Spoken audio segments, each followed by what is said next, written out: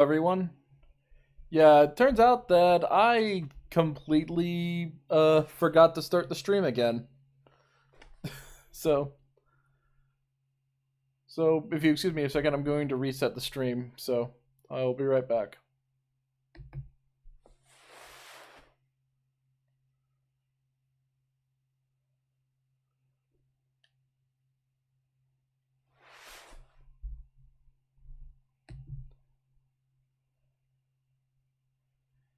And I'm back. Yeah, sorry about that. Excuse me, now I'm going to be going back into Discord in earnest. We'll be hearing more Warhammer 40k lore and all that.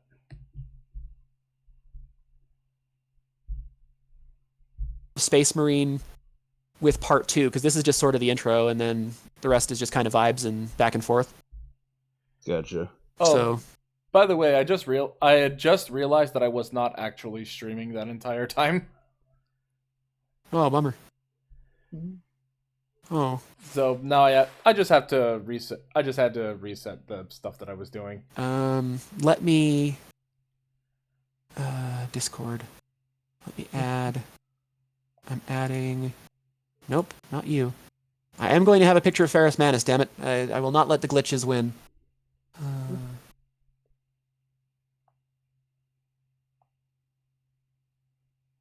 There we go. I'm just gonna flash Discord for a sec. This is Ferris Manus. So he also built a lot of his own stuff, and he's called Ferris Manus because his hands were like actual like metal.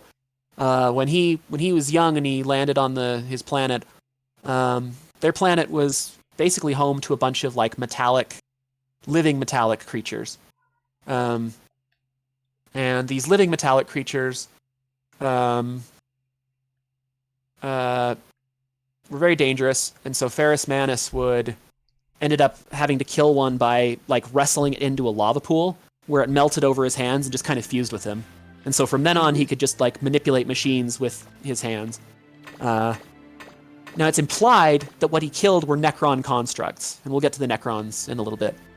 But that's not like confirmed. It's just that's the game theory. Game theory. So that's just a theory. A game theory. Thanks for watching. Yeah. After we exterminatus MatPat's archives, Ferris Manus was actually really good friends with Fulgrim, of all people. It was a really unlikely friendship. You had a guy who was referred to colloquially as the Gorgon hanging out with Fulgrim, who was colloquially referred to as the Phoenix.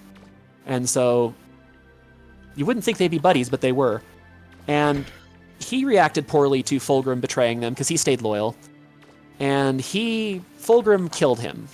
Fulgrim just took his head off in the opening moments of the heresy, actually. The Istvan betrayal, where a lot of the loyalists did not know how many legions had gone traitor. They came to just take out Horus and a couple of the others. And they thought allies were arriving behind them, but it turns out a lot of them had pledged to Horus, and it was just a massacre. 3 of the legions, the Raven Guard, the Iron Hands, and the Salamanders, were basically almost decimated. They were just massacred. And Ferris Manus, his head used the emergency ejection system that he didn't intend. A little too early.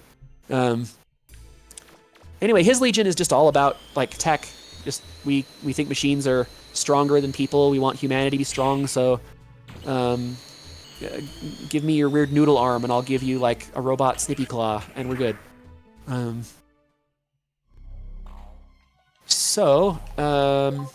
we get to this guy, Vulcan. Now Vulcan's a really cool guy. He is the Primarch of the Salamanders Legion. And he landed on the planet of Nocturne. And it was a planet that's very volcanic, and the people there were really cool. They were very family-based. They had a pretty stable tribal society.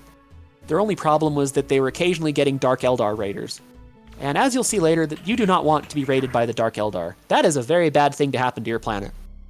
So Vulcan showing up to help them was fortuitous. And it tells you a lot about his temperament, that he didn't even know he was meant to be a fighter. He was actually working as a farmer and a blacksmith. And when the Dark Eldar attacked, he just went to the blacksmith, picked up a hammer, and just started going to town on the aliens, helping save their town. And so when the Emperor put him in charge of the Salamanders Legion, he took to the role of general, but he did it with a lot of heart and compassion. He was probably closer to baseline humanity than any of the Primarchs. He went out of his way to make sure that they were safe when possible. He treated his allied human auxilia really well. And he was generally merciful to planets they were conquering. Join the Imperium, rejoin humanity, do it our way. I promise it's not so bad. It is, but we'll do our best. So Vulcan, he called the Legion the Salamanders, named after the fire-breathing lizards of his planet. So it's confirmed that we have one furry and one scaly on the loyalist side. So we stand on the right side of history, guys. Fuck yeah. Vulcan also has some of the best quotes in the Horus Heresy series. They have one where he's talking to some of his brothers about what they're going to do after humanity's united. And Sigismund is there, who's one of Rogel Dorn's best captains. And Sigismund is like, dude, the fighting's never going to end. The Crusade's never going to end. Even after humanity's united, we're still going to be needed to get in here and do stuff. And he was right. He was the one who was right. But some of them thought that there would be a post-war time. And Vulcan said, I think I would like to be a farmer. And his brothers just kind of look at him. And that's just who he was. And my favorite, though, he ends up getting captured by Conrad Kurtz, and Kurtz hates him because he's so decent. And he basically tortures Vulcan by keeping him prisoner in his ship. And Vulcan finally gets free, and he ends up fighting Kurtz. He picks up his hammer, and Kurtz is like, hey, I know you built a teleportation device into your hammer. I don't think that'll help you. And Vulcan looks at him and he goes, yes, brother, but it is also a hammer. And starts fighting. That is very Nice. cool. So he's just a cool guy. He's also this is something they changed recently, which is really good, probably. So it used to be that the Salamanders chapter were the only one shown as being black. They've definitely done better with that. They've basically they're like, well, hey, there's trillions of humans across thousands of planets. We're all gonna look different.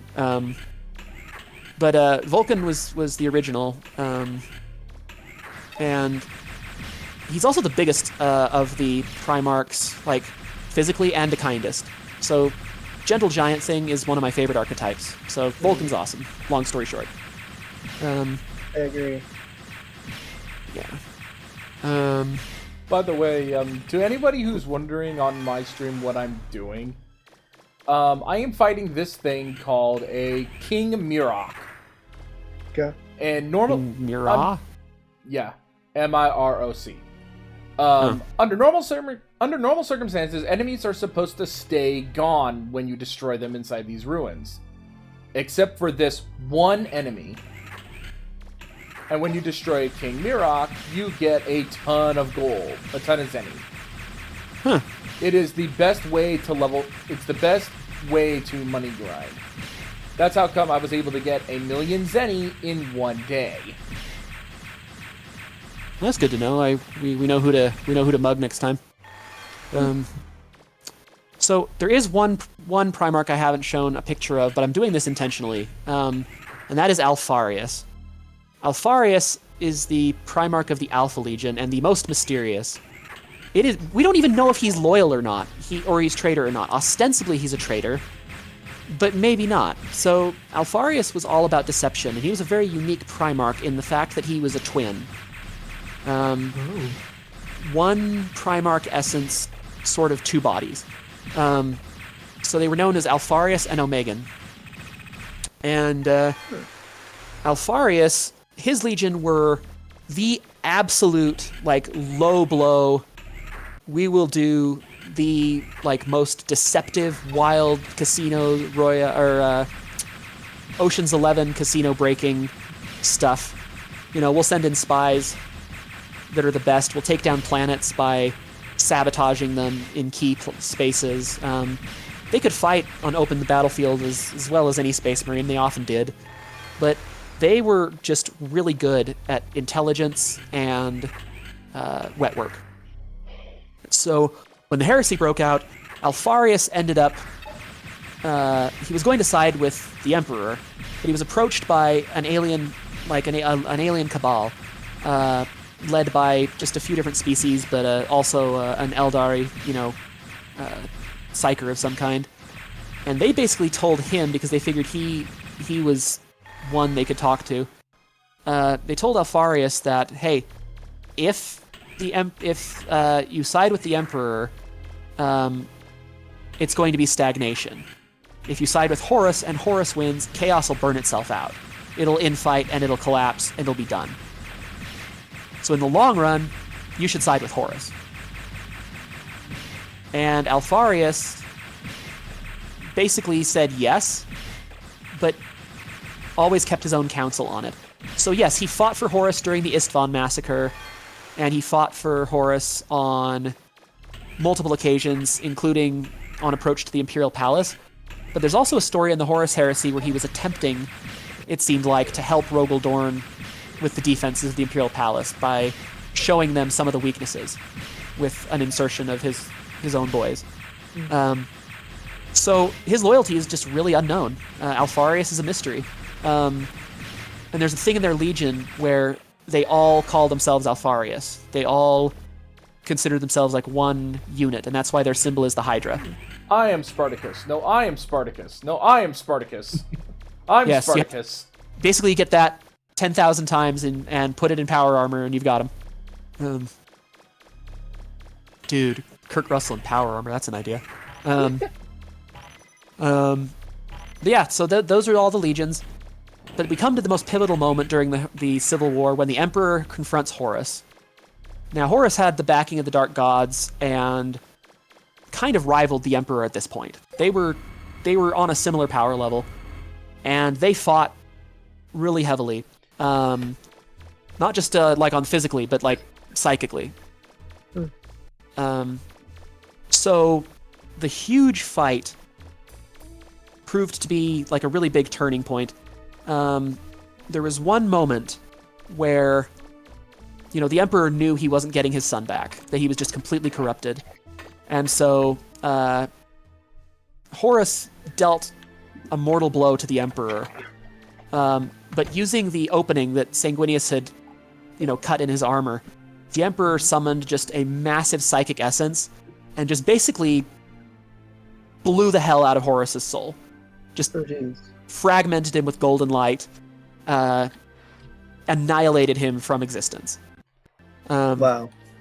But the Emperor had been wounded terribly. He basically just sort of collapsed on the spot, and he instructed Rogel Dorn to take him to the Golden Throne, that machine he had been building, because it would let him use his psychic abilities to continue on, even though his body was dying. Mm-hmm. And so Dorn did just that, and he interred him in the Golden Throne, where he has been for 10,000 years. So the Emperor is now basically an emaciated corpse, glowing with psychic energy, hooked up to ancient machinery that nobody understands. Jeez. So that was the first thing my friend told me when I got into Warhammer. He said, okay, first thing you need to know about where humanity's at. God is real and dead. Wow. That's a pretty banger way to state that, actually. Yeah. So the Imperium was obviously in really rough shape after the whole thing with the Horus Heresy. The Space Marine Primarchs that stayed loyal, they drove the Chaos Ones, into the Eye of Terror, which is like a warp storm area, and started rebuilding the Imperium. But the Imperium had started becoming a very different place by then. It wasn't the secular empire that the Emperor wanted. The Imperial cult had spread. During the heresy, faith in the Emperor was one of the only things that kept some people going. So the Imperial cult had become like a way of life, and it became like the official state religion before too long. The Primarchs themselves, one by one, in various ways, either went missing or were presumed dead. Like Rogel Dorn is presumed dead.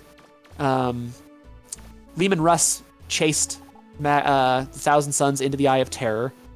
Vulcan said he would be back someday before throwing his magic snowman hat to the kids and waiting for the next snowstorm. Sanguinius was already dead, and Guilliman was... Here. You've got the electronic jammer set up, right? Yes, Miss Tron. Let's see. The voice synthesizer is all set. Okay, begin Megaman Special Plan 3. Do you think it will work? Maybe it will, maybe it won't. But that doesn't mean we won't try. Yes, Miss Tron. All right then, let's have some fun with Megaman.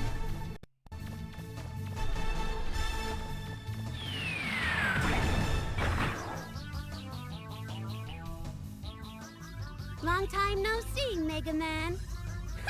I had a feeling I might run into you here. You're looking as good as ever. Well, as good as you can, considering how that good-for-nothing blonde treats you. What you mean? When I ran into Miss Blondie, she told me all sorts of things. Like how she's glad she doesn't have to go out on digs with you. Do you think that's fair? She gets to relax while you run around getting shot at. Don't you think that's a little strange? Well, Wait, there's more.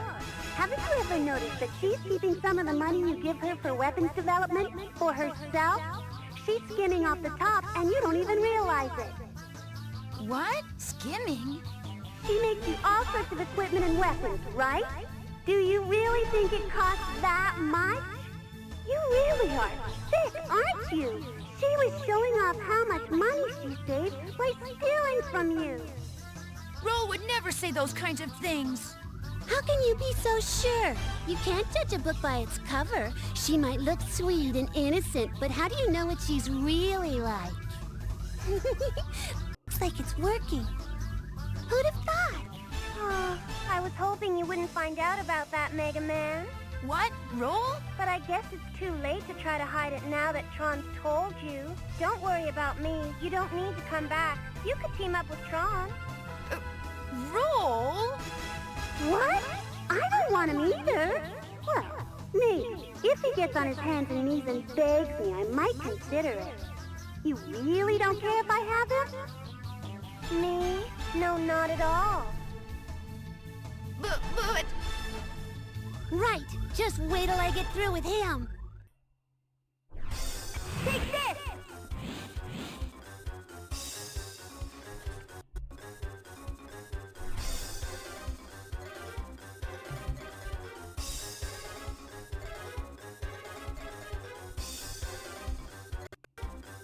Astra Militarum, but they will always be the Imperial Guard to me. You can tell when someone started playing the game based on whether they call them the Astra Militarum or the Imperial Guard.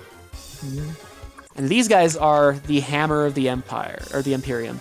They are basically just regular humans fighting in military formations. Like, it's like, okay, we know we have these guys in power armor who can use jump packs and fly around and, punch tanks to death.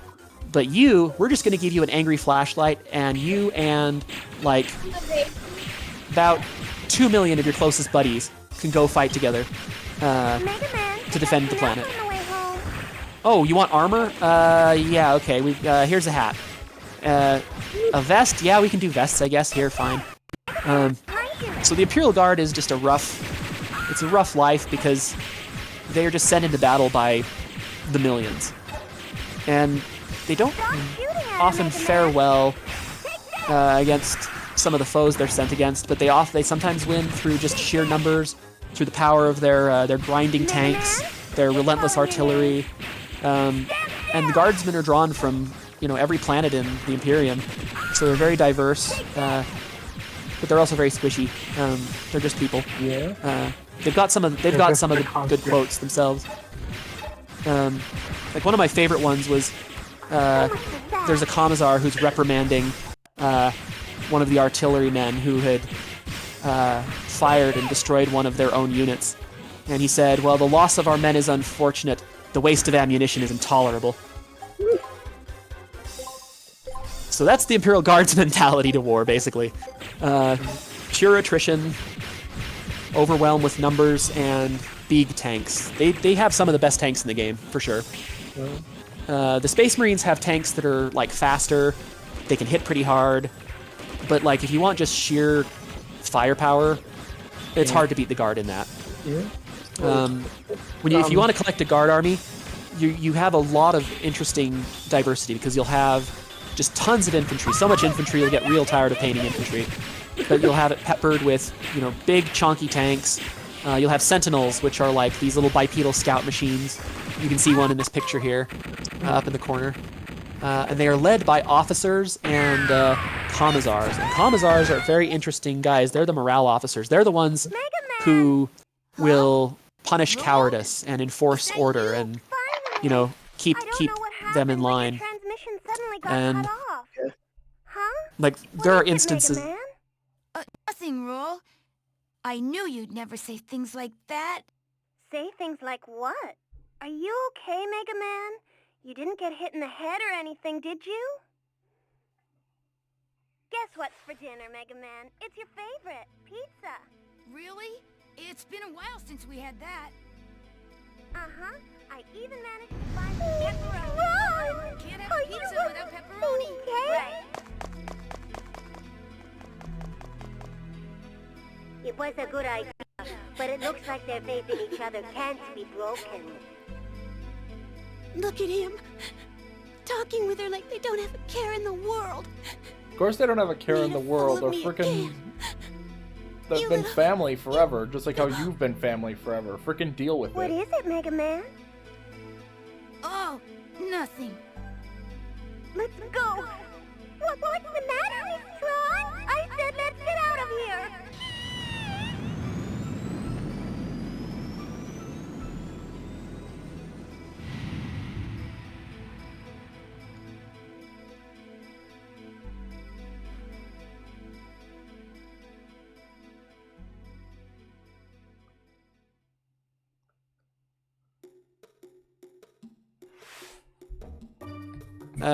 Have an okay flight? I'm only gonna be here for like 20 minutes though, because I Gotcha. nice looking flights at 6:30. Gotcha. I'm glad you made it. But yeah, by the way, I'm sorry if I'll just I mute mute- myself on the top floor. yeah, I was muting and deafening myself because there were cutscenes playing on my end. I appreciate it. So I know dual streaming's kind of awkward, but Yeah, I appreciate you letting me do the storytelling stuff. Yeah, what happened was that I didn't know if you all had the chance to see that, but Tronbon tried to get Mega Man to think that Roll was betraying him because the amount of money that it costs to upgrade your weapons does seem pretty steep. So she was implanting the idea that the price of the weapons were less expensive than that. So they ended. So it makes it seem like that Roll was skimming off the top, and she took the opportunity to jam Mega Man's signal and use a voice changer device to make it sound like Roll was betraying him. Oof. Yeah, I remember that. So, fun fact: most of my closest friends play guard, or at least did at one point. And one of my best memories, I don't go to tournaments much anymore, but one of my best memories at a Warhammer tournament was we got in for free because we helped them set it up. So, just totally waived the fee. And then we played, and we had some of the most fun games, and it was one where I won first, like, handily. And that didn't often happen, I had a friend who plays guard who usually bested me. But another friend who played guard had the worst luck because he got night fighting, and so his artillery was just in a terrible shape. And at one point he fired a shot from his tank, and it scattered so badly it curved and hit one of his, like almost backwards in a U shape to hit one of his other tanks. Wow. So it was like firing a bazooka in Worms, in bad wind. Oh, jeez. But we ended up winning like hundreds of dollars worth of prizes after we walked in for free. Wow. It was a good time. That's It nuts. wasn't like an official tourney, but it was like a more of a local event. That's neat. I am listing the videos behind me, so the crediting the games and the channels that uploaded them, because these are from Warhammer video games, by the way. Even. Now we get to the Adeptus Mechanicus. These guys are essential to the running of the Imperium. They have their own like machine cult. When the Emperor left Terra, he knew he was going to need like lots of toys to keep his armies supplied, and so he forged an alliance with the Adeptus Mechanicus of Mars, then known as the Mechanicum. And these guys literally worship machines. They believe that machines have souls. And so they have, so they have like rituals of activation, canticles of deactivation, hymns of repair, and they replace as much of themselves with machine as possible. And yet there is a line for them. They do think artificial intelligence is unholy if it's fully artificial. So if they need soldiers, they'll sometimes grow them like from like human clones, but then they'll graft stuff onto them. Well, so they have their own military that's pretty impressive. They own the Forge Worlds, which make all of the Imperium's technology. And their main thing is trying to find standard template constructs and lost knowledge. So that's their favorite thing to do. But they'll defend their worlds and the technology they're in. The Titan Legions, which are their huge god machines, they're like, building-sized machines. They're the giant-ass robots. I think you've seen pictures of mine, which, again, I will show you next time we get this going because of the issue I had. But they are in charge of the Collegia Titanica, as it's known. Nice. By the way, if anybody can look at my stream really quick. So they're very formidable. They would have a huge problem. Oh, cute! I better start exercising before I get fat, says the raccoon. It's funny to have like Warhammer 40k art and Mega Man Legends cute stuff like side by side. That just threw me for a loop a little bit. Yeah. 41st Millennium is not cute. My baby's cute, isn't he? But you are. It is in my way. Yay! Okay, you can be cute. You can kind of cute, I guess, colloquially. So that's the Adeptus Mechanicus. There's also the Grey Knights. The Grey Knights are part of the Inquisition. They're a really special type of Space Marine. When the end was near, the Emperor's closest associate, a very powerful psyker himself, Malcador, knew that if something happened to the Emperor, which they were pretty sure something would, that they would need something to drive demons back specifically, the Chaos Demons, because there would be warp breaches, So they had created a chapter of Space Marines exclusively of Psychers, and made with gene seed that is theorized to be just the Emperor's own. And so the Grey Knights are incredibly powerful Psychers who show up when there are, like, demonic incursions. Because they have some of the Emperor's, like, that purity he had that could just drive chaos out with just force of will. And so they're just like hyper elite Space Marines. They've got Storm Bolters on one glove, they've got Nemesis Force weapons on the other. So each one of them fights like one of the commanders in a regular Space Marine army. Each one of them is like that in a squad almost, just equipment wise. So they're important in keeping the warp at bay. And then we've got the Adeptus Sororitas, another part of the Inquisition. And the Adeptus Sororitas, also known as the Sisters of Battle, are the religious, they're sort of the holy order. So there was a period in the Imperium where the leader of the Ecclesiarchy, the religious body of the Imperium, in charge of governing their way of life, deciding on the religious policy, interpreting the emperor's will, became one of the High Lords of Terra. He basically became a dictator of the entire Imperium. His name is Goj Vandire. And he basically plunged the Imperium into a really rough time of almost civil war. And at one point, he had a fighting force that was kind of elite. They weren't as elite as Space Marines because they wore power armor, but they weren't genetically modified. They didn't have that whole black carapace artificial organ thing that they get implanted with when you're a Space Marine. But they were still pretty elite. And they had a leader of them named Alicia Dominica, who received a vision from the Emperor, as she saw it, that Vandire was a snake and had to die.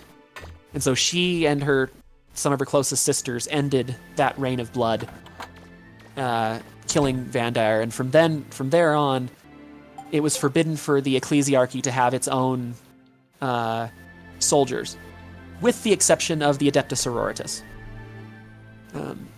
And so they are holy warriors. They're nuns with guns. There's no way around it. They march into battle with like hymns on their lips and resolve in their hearts. They see any suffering on the battlefield as a trial, a prayer. They see any victory as bringing the light of the Emperor. And in the game, they literally get like miracle dice, which is where their faith is so strong that they can like bolster their shooting, or they can stay together if leadership is an issue, coordinate more effectively. So they're all about their beliefs. They're a sisterhood of religious fanatics, but they're really cool. But some of their support units are the most insane you'll ever see in 40k. They've got archoflagellants, who are basically heretics that have been like surgically mutilated. Yeah, that's the one I was telling Ren. I was hinting at Ren. So if you're deemed bad enough a heretic, but not just killed, but like they want to reuse you in a really bad way, they may put you through a process called archoflagellation. They'll bore your eyes out and replace them with lenses. They'll put drug injectors all over your brain. They'll put these lashes. They'll replace their limbs with like flails and lashes. And then when they're activated, they're basically just these drug-frenzied things that, run into battle screaming and generally die, hopefully killing something along the way for whoever's using them. They also have penitent engines, which are like big, like dreadnought-sized machines that are like also torture machines, kind of.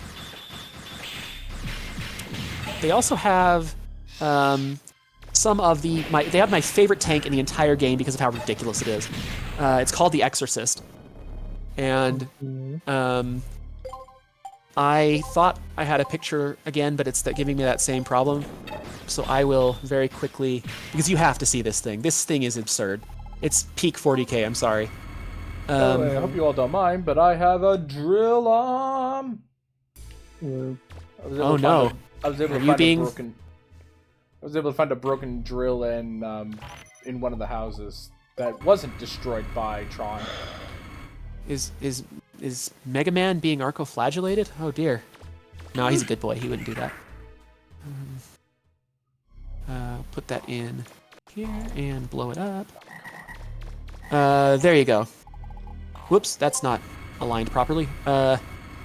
While you set that up, I'm gonna go ahead and there we go. This really quick. When it comes to sub-ruins that are not ruins from the main game, they come in. Whenever you exit and enter into these ruins, they come in 3 different flavors of enemies.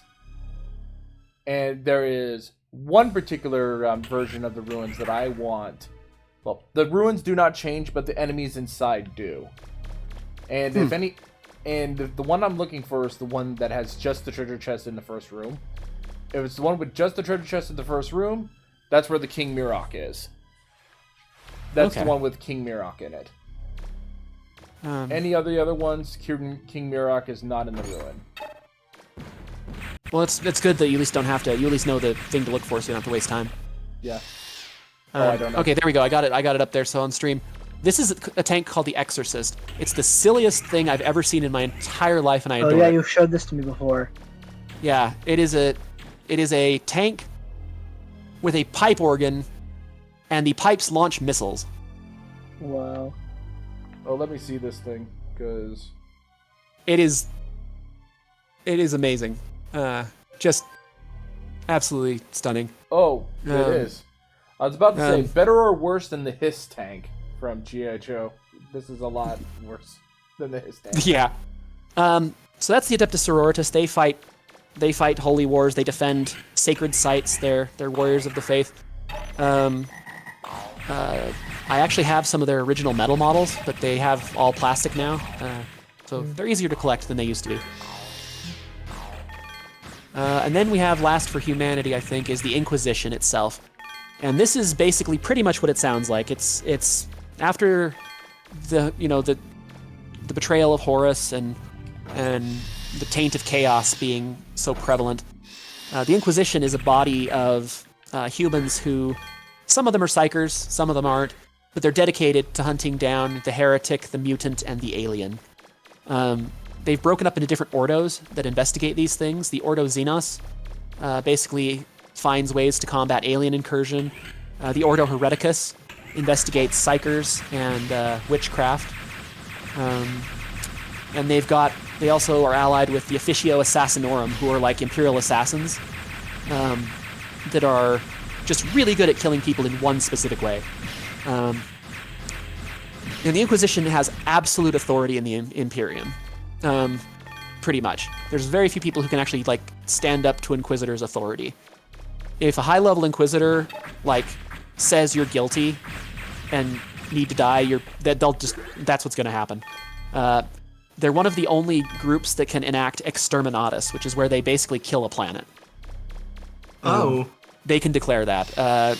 They generally they either bombard it with cyclonic torpedoes, or they put like an implosion thing at a tactical point in the crust.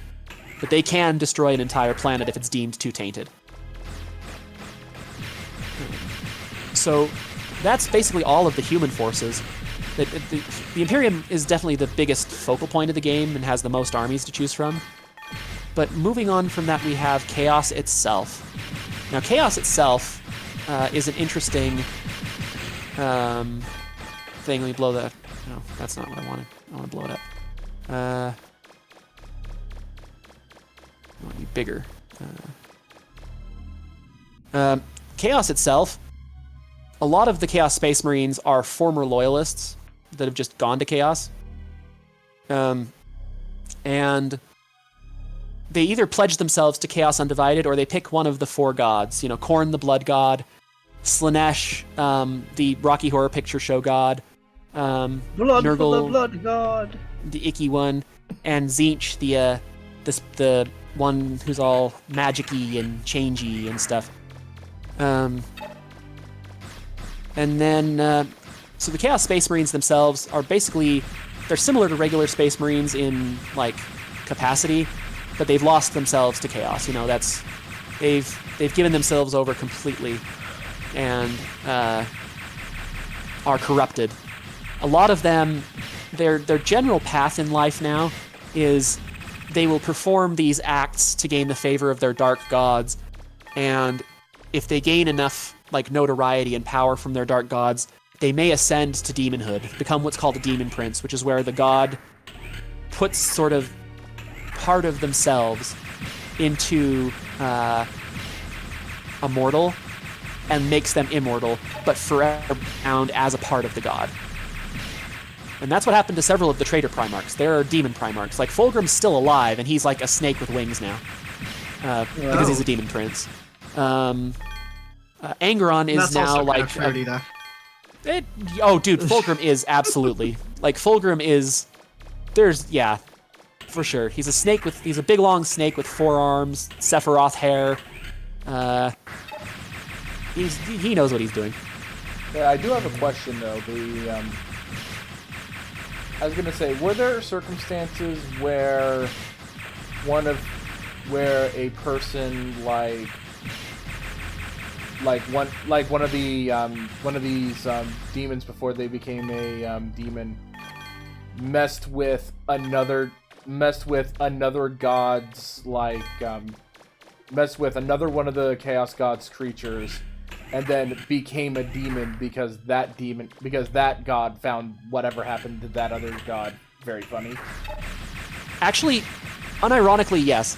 The Chaos Gods are at war with each other as much as anybody because they just are chaotic entities. They're gestalt consciousnesses. They're basically extreme emotions coalesced into intent. So they fight each other all the time. And there are some demons who are just chaos unaligned. You know, they've got a little of everybody in them. But there are some that have, like, you know, Korn rewarded, would reward, like, a Slaneshi cultist for, forsaking, like, magic and cool hair, and instead just bonking their enemies to death. Korn would like that. Yeah, I was gonna say might reward that. Because in the comic that I read, Exterminates Us Now, one of the guys who served one of the gods of like chaos god of conniving planning. That would be Zinch. Yeah, that would be Zinch. Tricked one of the demigods of war by and the demigod of war in Exterminatus was all doggos. So he's like, oh, you want the ball? I'll throw the ball. And it's basically the thing where it's play fetch but not fetch. And he tricked that demon by doing that. And the demigod that guy served under found that so hilarious that he made that guy into a demigod made him into a demigod. A demon prince of Zinch. Yes. Yeah, so Chaos has a lot of interesting stories, and you gotta understand, as dark as Warhammer is, there are silly angles to it. There are times where they'll go over the top and they'll do weird things. They'll do, even in some of the more grim books, like the one about the Crimson Fists and their chapter being almost annihilated, there's a scene where one of the Crimson Fists, in a fight, gets his arm cut off, and he goes up to his captain, and his captain goes, "Alessia, what have you done? You've lost your arm." And he goes, "No, brother, I have not lost my arm. It's over there."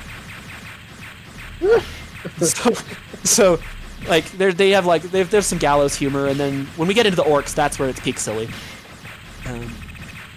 But yeah, Chaos generally comes in those 4 flavors. They'll work together in differing capacities. I have not played the new World Eaters as they are. Currently, you actually cannot play as dedicated Emperor's Children or. They're the only chapter that doesn't have dedicated rules. They just play as Chaos, dedicated to Slanesh, and that makes me sad because they're my favorite. Yeah, I know. Be shocked that my favorite god is the god of sex, drugs, and rock and roll. I mean, yeah, that's fair. All right. right. He turns people into snakes. The guy's got it going on, okay? All right, so give me just 1 second. I have to run, grab something. My big-ass thing of water is gone, and I have need of water. I'm going to say that. I think I feel right now. Go on my direction. Yep. You guys when I land. Bye, Roshan. See ya. Bye, Roshan. Good flight.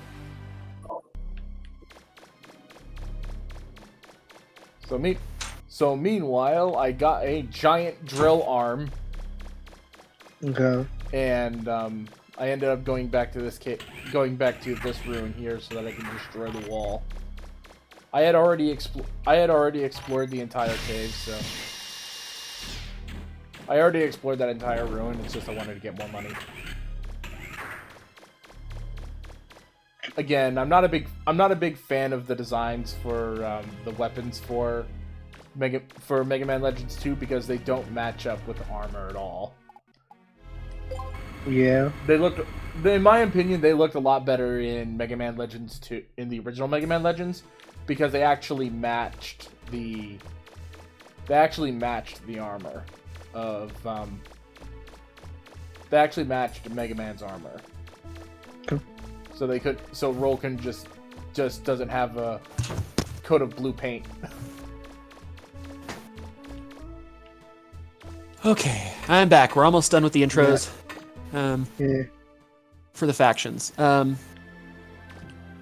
So Chaos is really diverse if you want to play them. They're very interesting. They've got stuff that's really similar to the Space Marines, fighting alongside demon engines, which is basically a demon that is bound to a machine.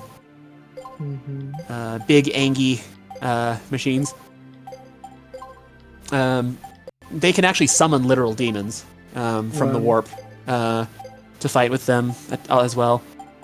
But they're kind of familiar you can kind of see the similarities to the standard Space Marines, but they're certainly diverse. So now we move on to the alien factions. The most significant of which probably is the Eldari. Now, they used to be called the Eldar. And again, it's one of those things where if you've played this game long enough, you'll call them Eldar. I still call them Eldar accidentally all the time. But they are nowadays Eldari, because Games Workshop went through this whole rebranding thing in 8th edition because they really wanted to completely sever themselves from like the Tolkien estate. They wanted to make sure the fantasy connections that a lot of this stuff is built on was just kicked it down and had their own terminology for things. So the Eldari are the most psychically advanced species in our galaxy. They're an ancient race. They predate humanity, certainly, by a mile. And their society, they reached like the pinnacle of like evolution. Like their society became so advanced that they just didn't have to do anything. They had all the resources they needed. They had everything just sort of figured out. They could go anywhere they wanted almost instantaneously because they had a construct called the Webway, which it's sort of like an interstitial, like, dimensional lattice in between real space and the warp that lets them just sort of like pop in and out without actually having to dive into the warp and risk themselves. I'm gonna have to depart, but thank you for having me. That was a very fun, awesome banger stream. Oh yeah, thank you. I hope it wasn't. I was worried it was getting too. I was waiting on someone to pick me up actually. Okay, sweet. Awesome. Well, I'm glad you made it. Well, I also am. See ya. Goodbye. See ya. So the Eldar actually were, despite being really psychically advanced, they were actually kind of ignorant about the warp.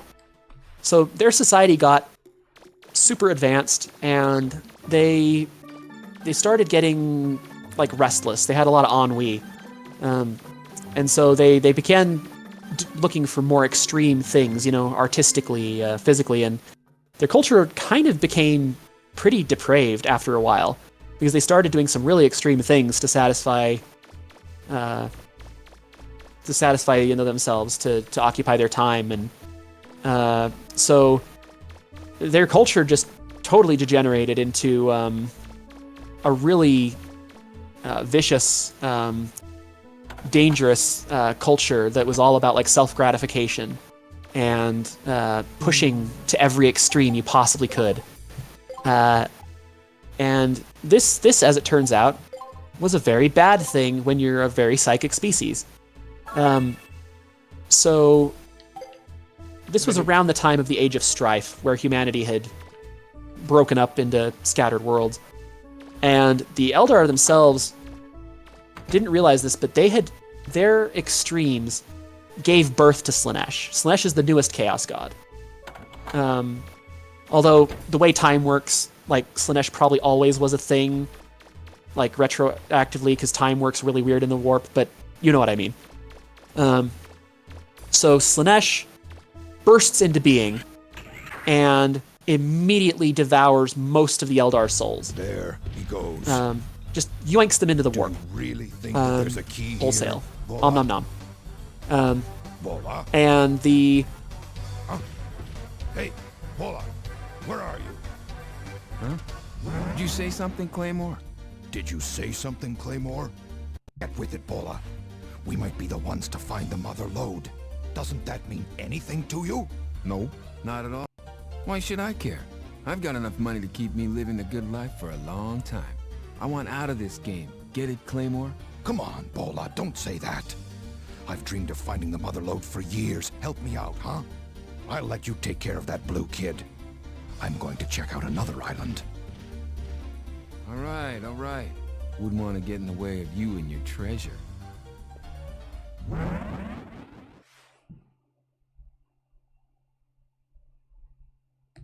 Wow, it looks like no one's ever been in here before. Isn't it exciting, Megaman? You're the first digger to see this ruin.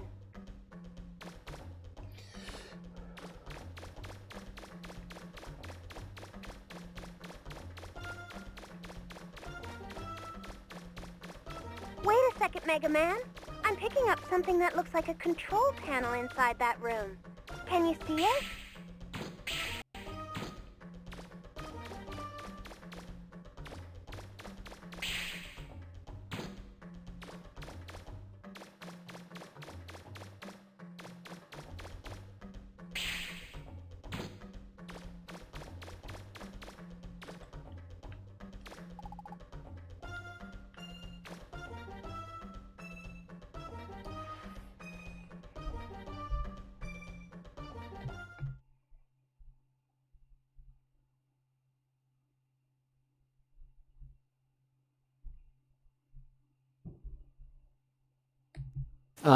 For example, they've got a unit, and their unit, I love the names of their units because their units all harken back to their mythology. They're big storytellers.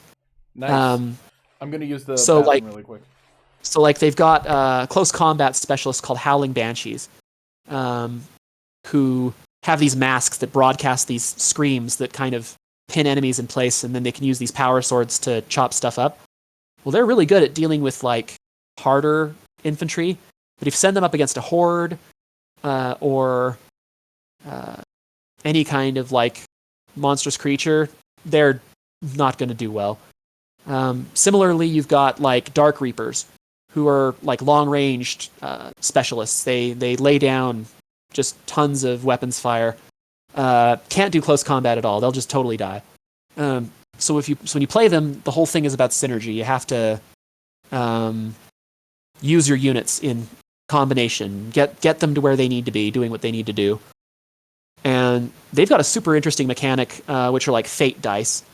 Because they're psychers, you can basically set aside a bunch of dice at the beginning of a game, and during the game you can like substitute any rolls you make, depending on the conditions. There's terms and conditions, you got to read the contract before you click agree. But you can substitute the dice, so like you can be like, oh no, I just missed that really important shot. Just kidding, no I didn't. Representing the fact that they can kind of like read the lines of time better than most. So they're a very elite army. The problem is they're very squishy. Like, they're just as elite as Space Marines, but they are not as resilient.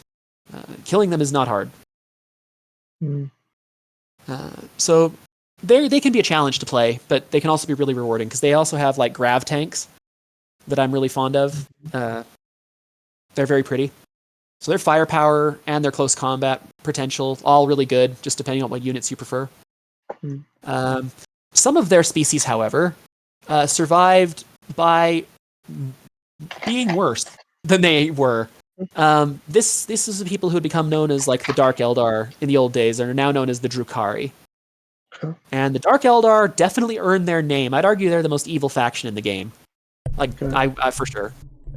These guys are really, really bad. They stayed safe from the Cataclysm by hiding in their Webway city. It's this nightmare city called Camorra that sits in between dimensions, and they just never changed their lifestyle. They just stayed extreme and decadent and cruel and kept it going. But then they started learning that their essences were beginning to wither. Basically, Slaanesh was slowly draining their essence.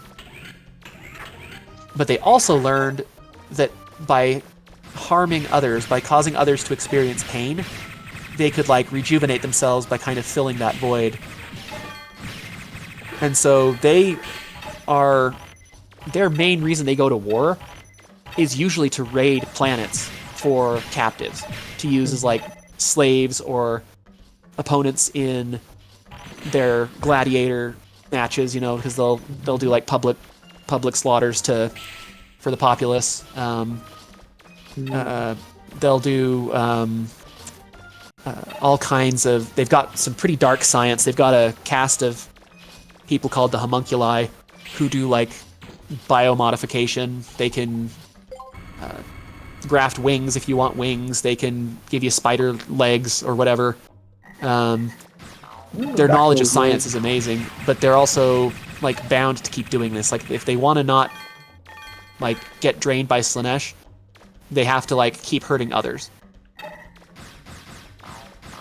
So they are really bad. And their whole This is just making me want to go back to the wolves. Yeah, no, right? Not so bad. So these guys, their whole thing is rapid strike. They are ridiculously fast, but they're also very frail. Most of their units, like their slowest units, are generally as fast as most average armies' regular units. They're all very speedy. They've got these gravcraft. Hey, what are you looking at me like that for? Boy, you're younger than they said you were. Hi, Bola. Now get me straight. I ain't got nothing against you personally, but my partner wants to get his hands on the mother lode, see? I haven't done this for a while. Hope I'm not too rusty.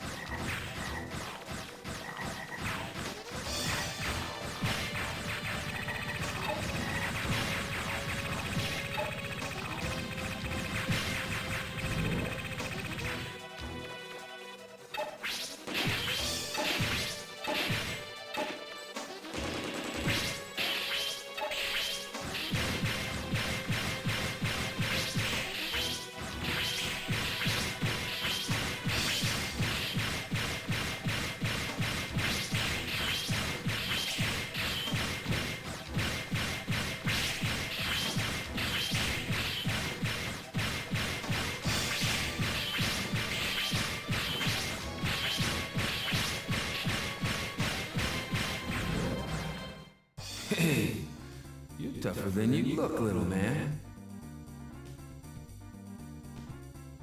I must be getting old. I'll be back once I catch my second wind. Try not to get killed before then, alright? See ya.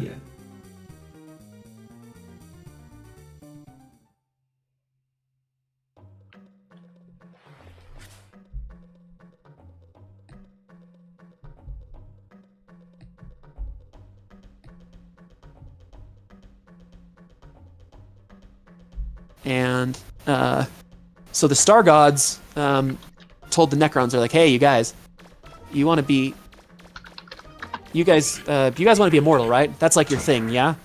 They're like, "Yes, that is what we want. We want to be immortal. How could this ever go wrong?" It immediately went wrong. So the Star Gods sort of tricked them. The Star Gods and their scientists worked together, and they developed a process called biotransference, where these really living metal machine bodies that the Necron tier could create could sort of harbor.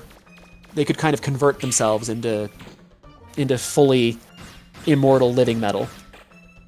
But this was kind of a trick because it literally involved selling your soul. When you do biotransference, your essence is basically like pulled out of you, and the rest, what's left, goes into the machine.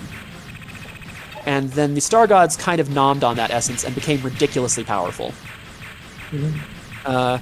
Then they waged war on the old ones once again, but this time were so powerful that they were difficult to stop. This was known as the War in Heaven. It's the oldest war. It's the oldest galactic war ever. And the Necrons realized somewhere along the line they'd been duped. You know, they're like, "Hey, we don't have souls anymore. We're kind of like servants to these Star Gods. This kind of blows. We basically became liquid Terminators." Yeah, it's like I think we made a bad deal, guys.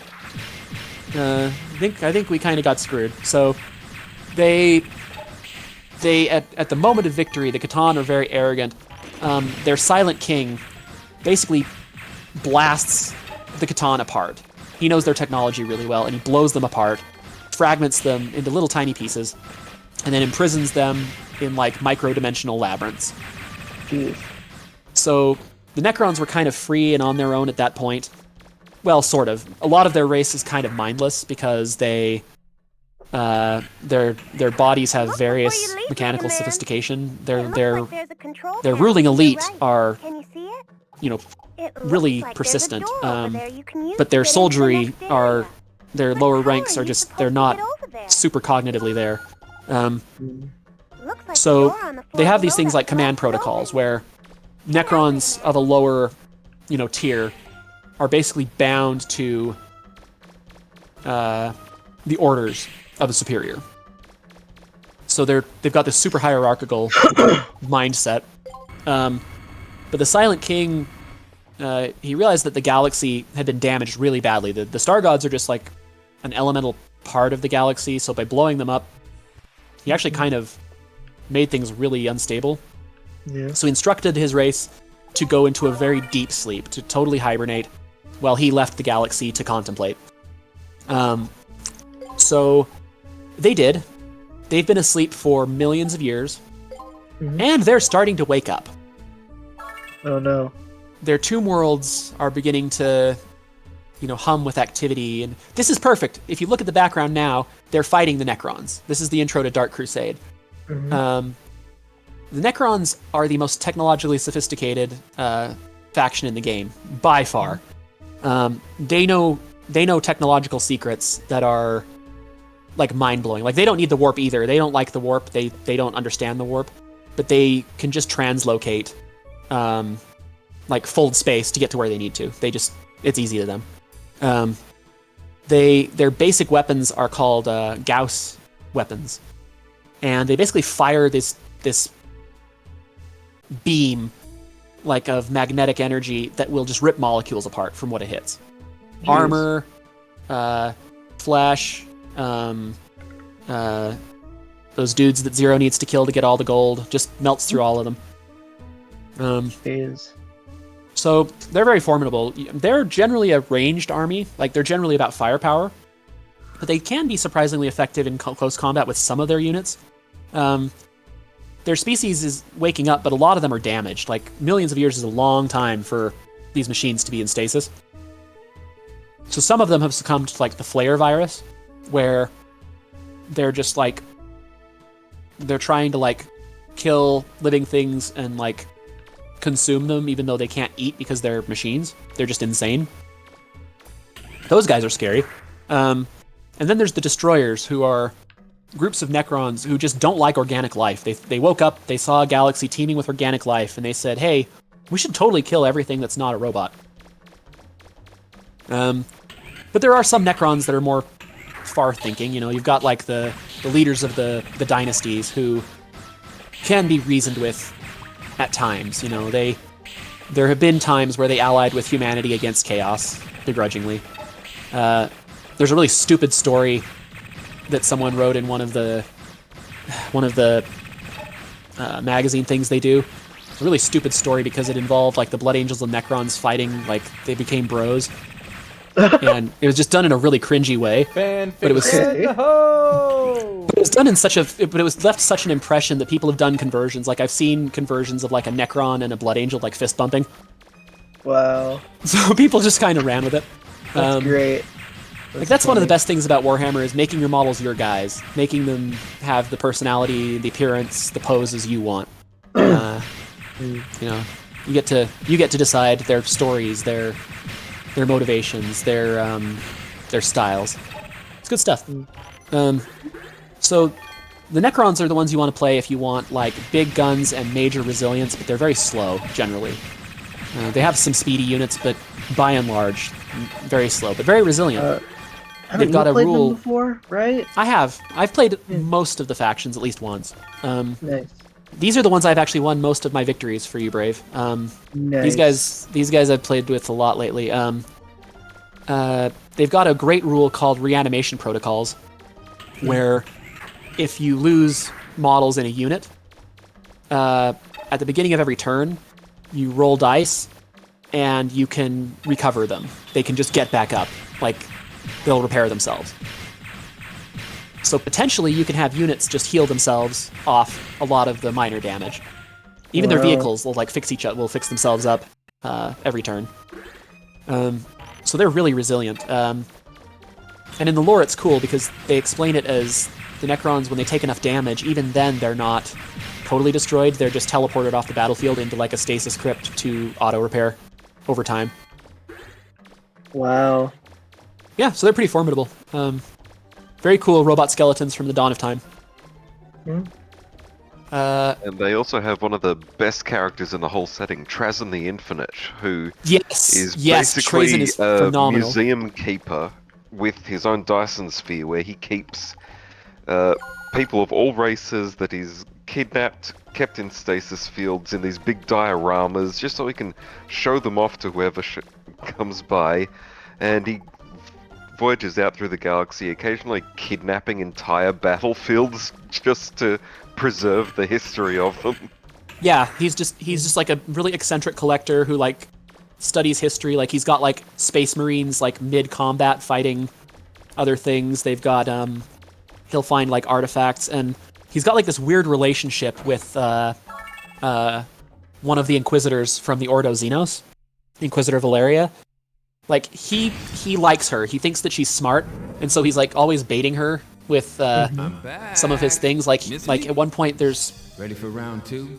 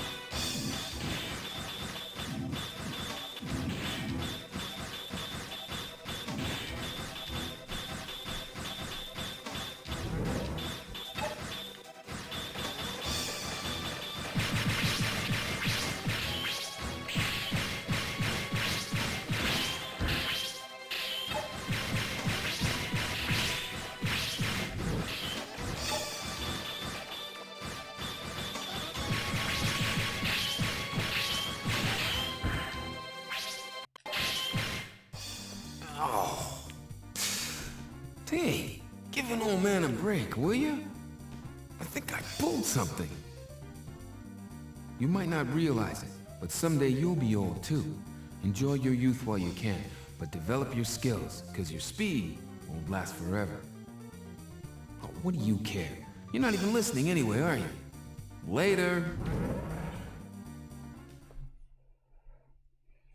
Since that card key was so hard to get, it must be used to access a central control panel. It's probably what you need to activate the panel that was just inside the entrance. hammer it to the Imperium. And it was brought about because Abaddon the Despoiler, the current War Master of Chaos, figured out that there are these Necron Noctilith pylons holding the warp back in that region. Because the Necrons don't like the warp. It's not that they don't like it at all, so they don't like chaos. So they have this material that can kind of repel it. And during the battle, they ended up losing it, and the pylons were destroyed, and that's why the warp is blowing up everywhere. They got a thing called the Cicatrix Maledictum that is basically cutting the galaxy in half with warp storms. And the Imperium is now divided into like Imperium Nihilus behind the warp storms and Imperium Sanctus on the side of Terra. So it was a big event. But Trazen was there. He's actually the Adeptus Mechanicus was trying to figure out how to use the Noctilith pylons. And they're like, how do you know what these are? And he's like, I was there when they were built, I think. That was so many millions of years ago. And he has a quote that I love, which is, our bodies are immortal. Our repair systems keep us going in perpetuity. If we are then eternal, what have we left to lose then but our minds? So just a fascinating dude. You should be able to get to the top of the tower now. Wait. So then we have Reaperbots seem to have been the activated fun faction everywhere. in the game, Be careful, Megaman. the orcs. The orcs are very much like you would imagine, like Tolkien orcs, but kind of gone in an interesting direction. So they're basically a race of fungus aliens.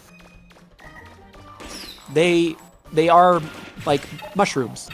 So the orcs love war. They don't go to war for territory.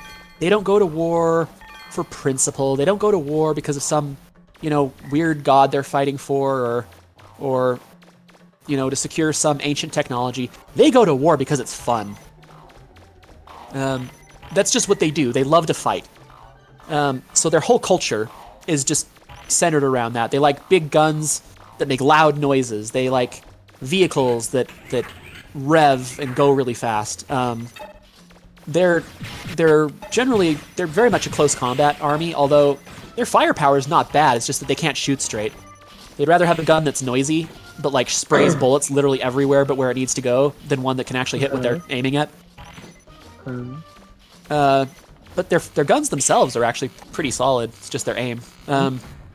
So the orcs, they have like all these ramshackle vehicles that they build from scrap, and that's because of they have a really awesome trait. They are a pretty psychically active species, even though they're very dumb. But it's like a latent psychic thing. It's not something they are super conscious of, and their vehicles basically work because they believe they will. That's what their psychic stuff does. It just sort of like, if they're convinced of something, that's how it is. There's a phrase you'll hear sometimes in the game, which is "red ones go faster." And that's because they believe that vehicles painted red go faster. And this was actually in the rules. If your vehicle was painted red, it could move an inch further every turn. The orcs are just very much, they're fun. I mean, they are violent. They'll go to war on anybody for any reason, anytime. But they're fun because they're silly. They got these they got the accent. Oi, Space Marine! This planet's mine! That sort of thing. If you know what British soccer hooligans are like, they're just a whole bunch of those. Yeah. Just a bunch of lunatics that like fighting because fighting's fun. Here we go, here we go, here we go. They've got some interesting leader units. Like, they got war bosses who are just these massive, massive dudes. That are clad in like scrap metal armor plates with bulging pistons and smokestacks. They big jagged teeth, like big power claws to kill stuff. And they'll get Du Bois together, and just like to give you an idea of their mentality. There's a quote from the Tau Codex I like, where they're talking about the Tau, who are very much ranged combat experts. It says, "Oh, they got dead big shooty guns. You best bring loads of boys with you, else you ain't gonna have none left by the time you get close enough to crump 'em." So they're just interesting. They have psychers of their own that are like specialists that they call Weird Boys, who can overload on energy and their heads will explode.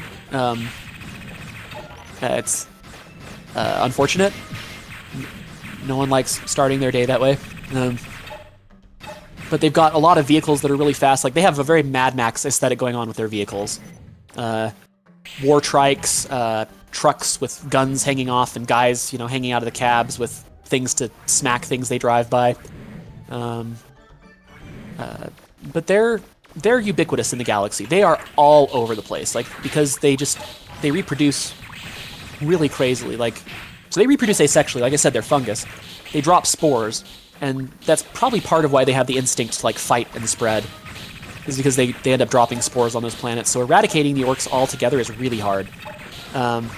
So they're called the Green Tide, and so there's never a small enclave of orcs. That's not a thing that happens. So if they actually could unite as a species, they could overrun everything easily, no problem. But they can't, because they like fighting each other too.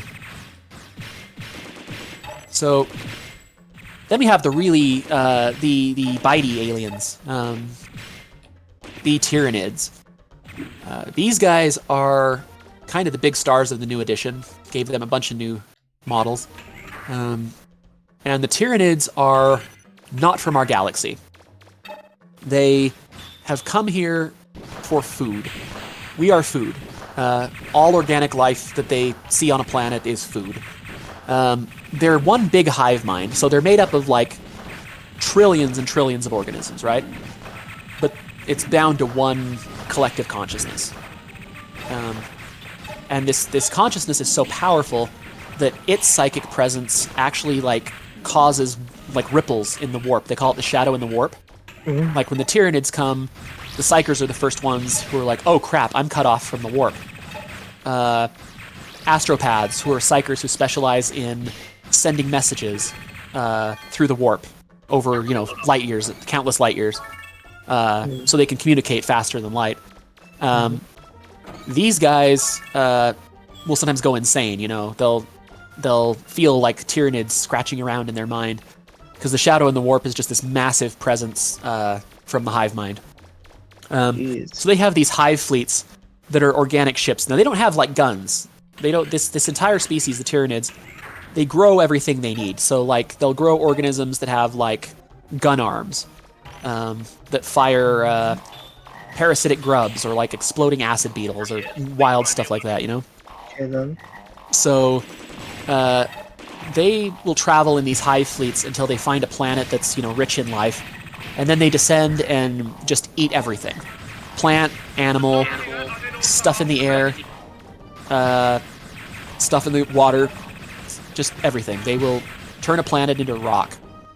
And then they take all of this rich, biomatter, they take it all back to the hive fleets and just grow more Tyranids. They just incorporate it into their genome, and they're constantly evolving and adapting because of that. Like, the Tyranids don't look like one species. You've got huge ones with tentacles and massive jaws. You've got lots of little scuttling little ones that are fast. You've got ones with membranous wings. You've got ones that are just like floating brains that shoot brain bolts, at whoever they're fighting. They specialize in...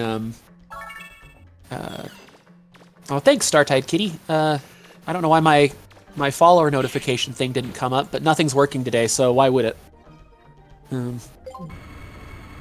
I know that kitty. That kitty's a friend. Not usually a kitty, but I know who it is. So the Tyranids are really formidable. They come in huge numbers, just descending on a planet, and they aren't stupid animals. Like they have incredible intelligence directing them from the hive mind. But the trick is they have to stay like in synapse range. Like their creatures are all commanded psychically by what are called synapse creatures, who basically act as nodes to carry the hive mind's will. If the Tyranids are like cut off from the hive mind, they're not as like coordinated. They revert to more instinctive behavior. So they're fun to play if you like oh, that's okay. I appreciate you following me now. We're almost at the end of the lore section, and then we're just gonna play Space Marine for a while. And if you also are interested, you can also watch my stream as well, because I'm currently playing Megaman Legends 2. Which is a considerably cheerier imagery, so if you want to split the difference, and that's a good option. Zero's doing the brighter side of things. Yeah, well, sort of. By the way, I'm current... no, get out of there! The area that I'm in currently has electrified floors, and if I step on it, I become electrified. I become electrocuted. So I move very slowly. Whoever did Megaman's installation, that electrician's gonna get his license revoked. That's unfortunate. But the problem is, though, is that I forgot to equip the air shoes. So I do have shoes capable of stepping on those floors. I just forgot to grab them. Oh. And by the way, I don't know because of I don't know if you all had the chance to see it, but but one of the pirates that I'm fighting, his name is Bola, who is a ally of the big robot-looking pirate from the beginning of the story. And the reason why he's there is basically as just a favor to Claymore. That's the name of the big robot guy. Because Claymore is getting really old, really up in years, and wants to claim the mother lode. And Bola is just like an old friend of his. And Bola is already rich. He already has the money he needs to live on for the rest of his life. He wants to get out of the pirate game, but he still wants to make good by his friend. So understandable. Yeah, that's an interesting dynamic. I like that. So right now I'm battling against. So right now the pirate I'm fighting against is Bola. All right. So, to conclude on these guys, because this is actually this isn't technically the last faction. There are a couple others like Gene Stealer cults, and which are Tyranid adjacent. They're basically humans that have been mentally corrupted by Tyranids and are kind of serving the hive fleets. And then there's Leagues of Votan, which are they're a newer faction in terms of they're actually based on an old faction called the Squats, which were basically space dwarves, and they're an offshoot of humanity. But they've had a huge lore reboot, and I'm just not as up to snuff on it, so I didn't feel like I could speak very authoritatively on it. But yeah, because you're old. Oh. Oh. How could you say that? I've been talking about something that spans tens of thousands of years, and I've been talking about robots from the dawn of time. What makes you think I'm old? Oh, am I gonna start collecting battlefields and sending really weird love letters with a Rubik's cube that traps people in it or something? I don't know. Oh, fate is cruel. Okay. Okay, Pinhead. But so that's where we're at with the factions. So that's current 40K. That's most of the gist of it.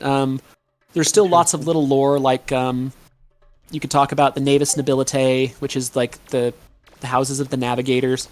There's the different groups within the groups. They're not all one monolith. But I think that's a really good intro, and I think everyone's probably had a lot of the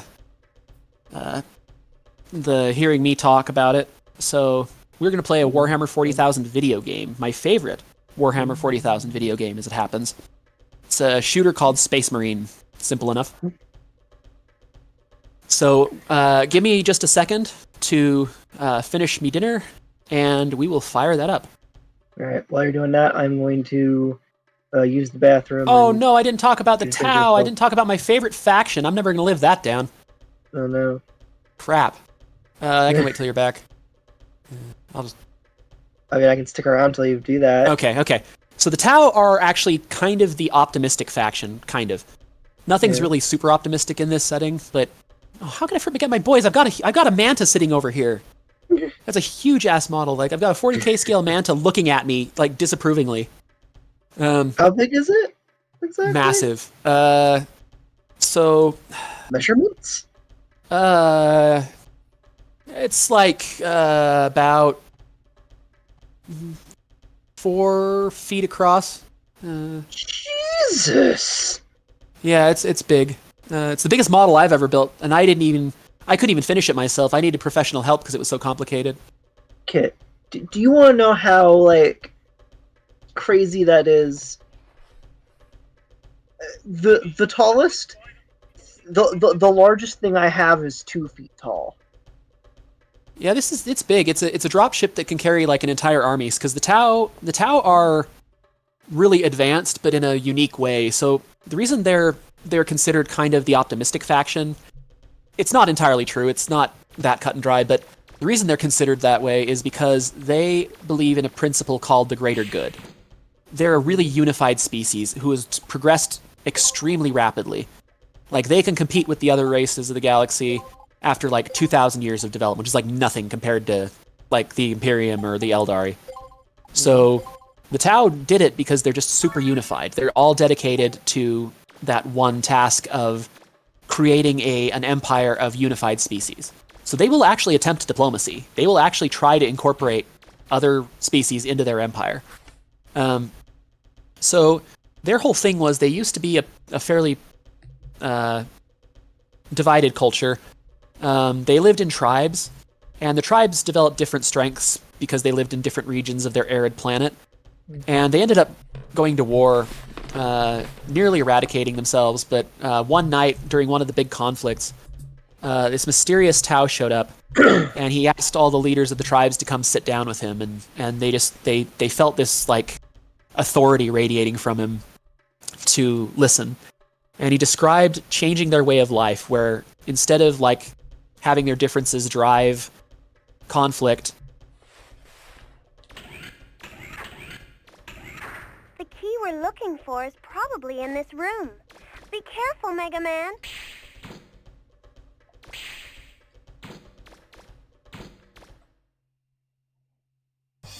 Hey, man. What kept you so long? If you're looking for the key, I've got it right here. In case anyone's wondering, I muted Kit Just messing Discord with because you. I wanted to show the scene. I did get the key, but the Master Reaver bot ate it. I asked him real nice-like if he'd give it back to me, but he's not the friendly type, you know what I mean? You can have the key, if you can get it back from him. I mean, there's 3 more keys. Claymore will probably figure out a way to get them, so it's no skin off my nose. I better be going. See ya! Here comes the boss.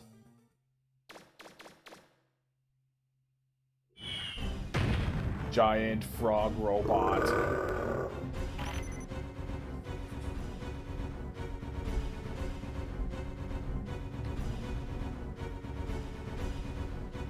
Build the mech suits in question.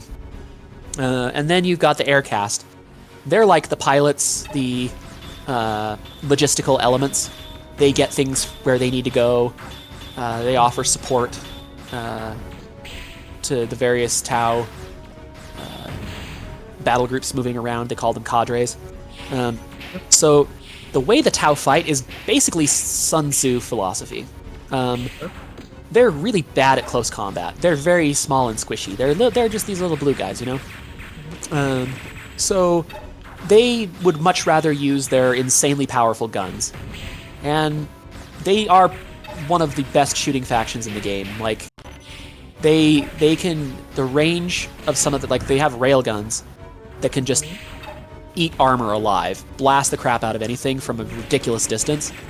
Their most basic infantry gun is called a pulse rifle, and their most basic gun is more powerful than most armies' more elite infantry guns.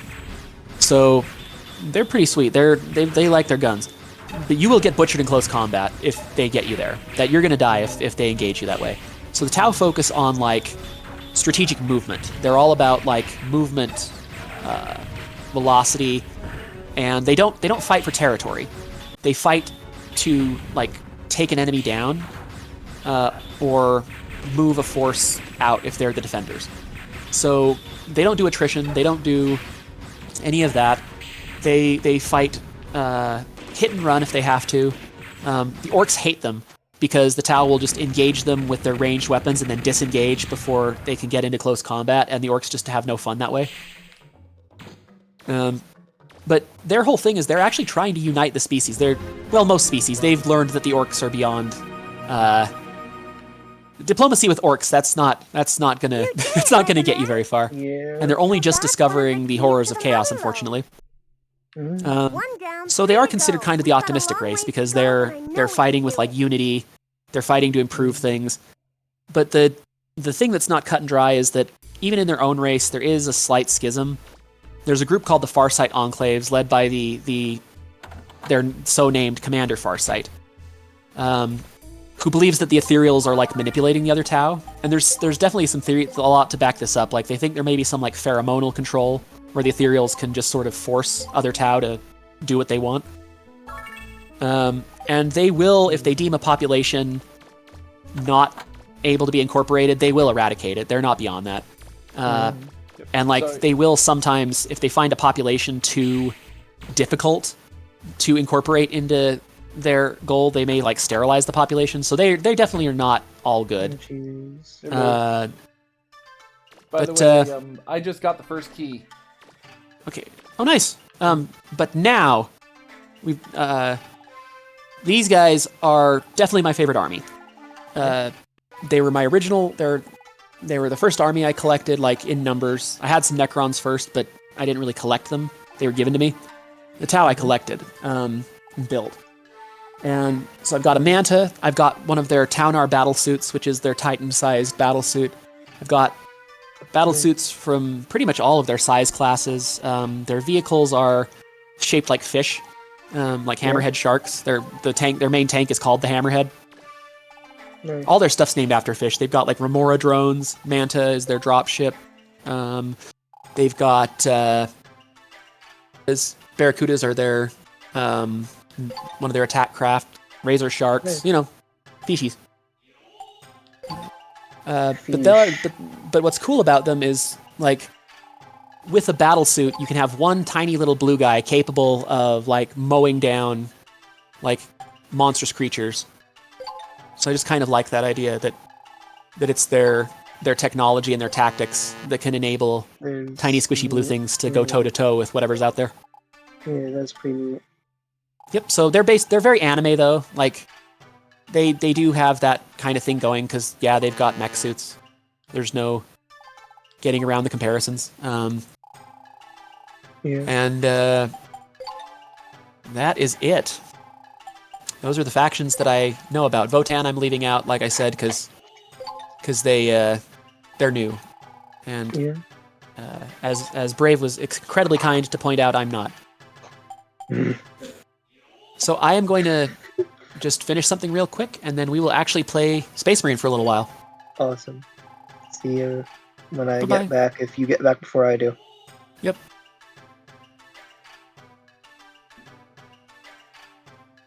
By the way, depending on when either of you get back, if any of you wish to look at my stream, I'm doing a quiz.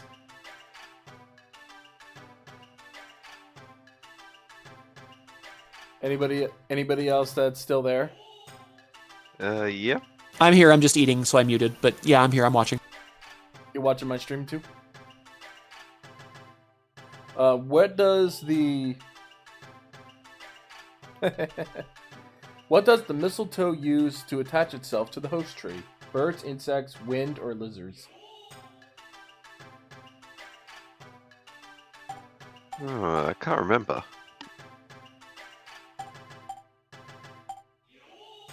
I'm gonna guess. I think it's insects. Nope. Ooh, sorry. The Apollo project was the first to land on the moon, Apollo 11. Which game you cannot use your hands? Soccer. A trumpet is a musical instrument. What do you buy in a butcher shop? Electronics. No, I'm just kidding. The Java bat is the largest bat in the world. What is its wingspan? Darn, if only Stoker was here. He'd know.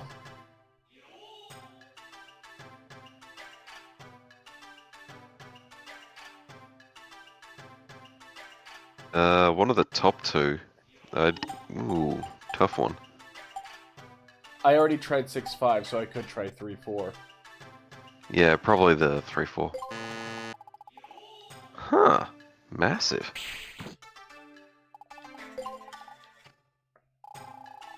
The three most well-known Ts are Darjeeling, Assam, and Nilgiri, Kimun, Uva, and Lipton. I know Lipton. Yeah, that's a brand. That's a brand. What is the main ingredient of cake? Flour. What's another? So if you're asking me, the correct answer would indeed be sugar. What is another common name for computer software? Prologue, program, prominence, or proposal? Which of these cities has the highest latitude? Paris, London, Tokyo, or New York?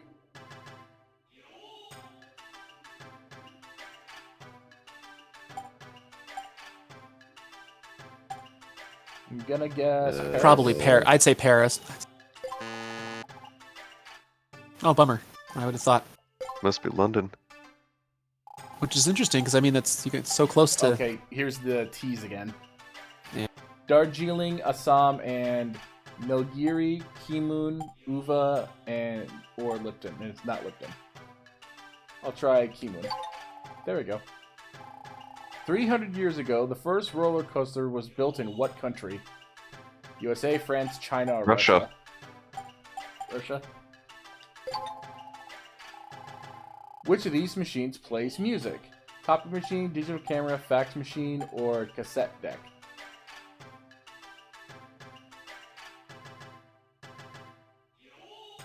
Cassette deck, obviously. Yeah, I was waiting for one of you to answer that because I knew what it was. How many minutes are in an hour? Seems like less every day, but you never know. Which one of the following is the lowest chance? Which one of these has the lowest chance of being born? Dang, if only Roshan was here. Male tortoiseshell. Male tortoiseshell cat? Yeah. You're right. What is the currency in America? Dollar. When did the Civil War start? When the American How does she know Civil War start? How does she know so much about the American Civil War this far into the future? I know, right? I'm trying to remember. Was it 1832? It's been so long I don't remember. Let me see. Sorry, I was eating. Let me blow that up again. I believe that's correct. Crap. History was my worst subject, I will confess. What is the I didn't actually even get of the Thai soup? Didn't get a proper history Gong? education until college. What is the main ingredient of the Thai soup Tom Yam Goong?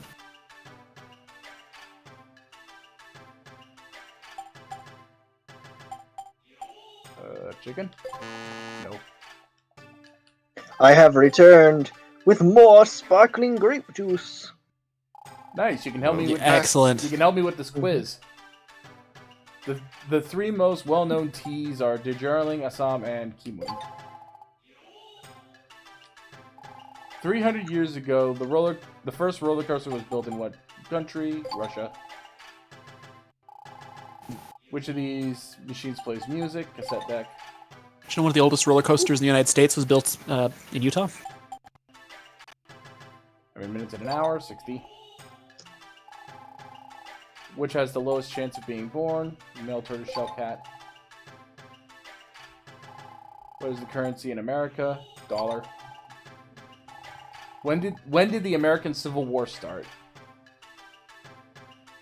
This is the one I got. Probably 48 then. Shoot, I don't know. My history is terrible. Like memorizing dates was like my absolute nightmare in elementary school. Okay, let's try 1848. Nope. Damn it. I think it is late. It's always later than I thought, I think. All right. How many albums did the Sex Pistols release, not including compilations? What? Excuse me? I don't know, but that's an interesting question. It was just 2. It wasn't many. They didn't. Yeah, it wasn't many. Nope. Might have just been Well, one. I'm looking it up.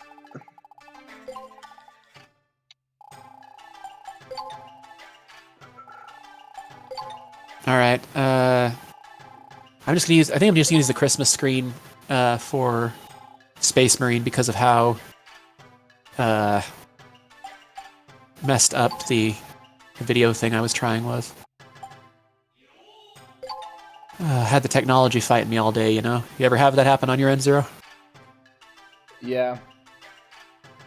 By the way, in which Brazilian city can the famous Copacabana beach be found? Wait, I know this. Copacabana Beach. I know this. I want to say Rio, but hang on. I think it's got to be Rio. It's got to be Rio. You're right. What is the capital of Brazil? I think that's also Rio de Janeiro, but wait, no, it's not. That's not right. What were the options for that one weird question? What is the capital of Brazil? Brasilia, Rio de Janeiro, São Paulo, or Recife?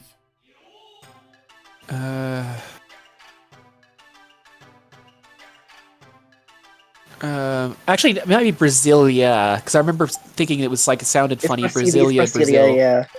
I remember if it was like one of those right. New York kind of things. The humid plains around the La Plata River in Latin America are called selvas, pampas, steppes, or savanna. Savannah. It's not steppes or savanna, I can tell you that. Oh wait, yeah, because that's never mind. In Latin America, no. Maybe pampas, because there's like pampas grass. It's like a thing you can grow. You're right. If you roll 2 dice, what are the odds of both will come up even?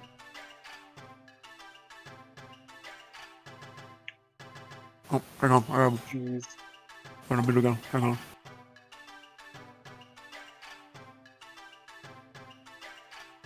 If only we had one of the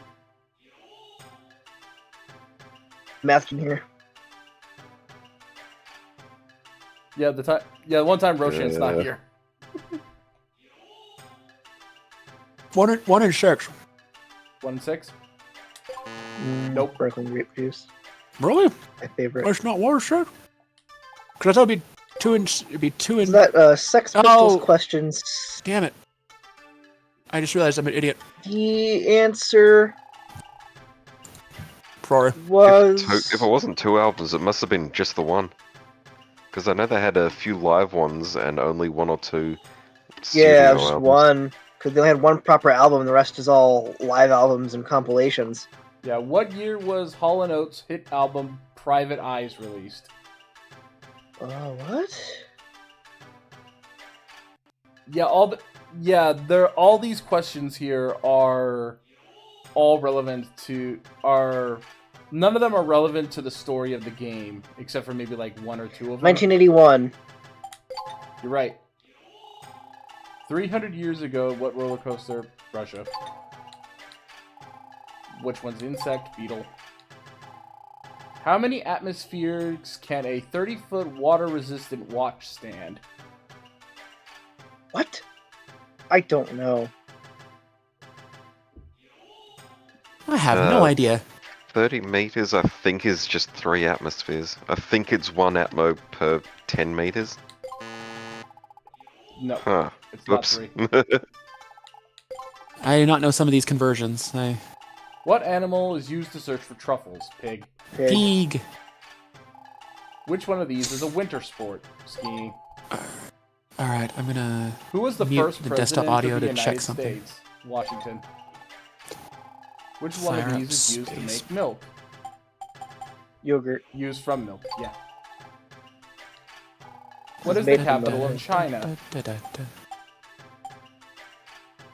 What is the capital of China? Yeah, Beijing. Beijing.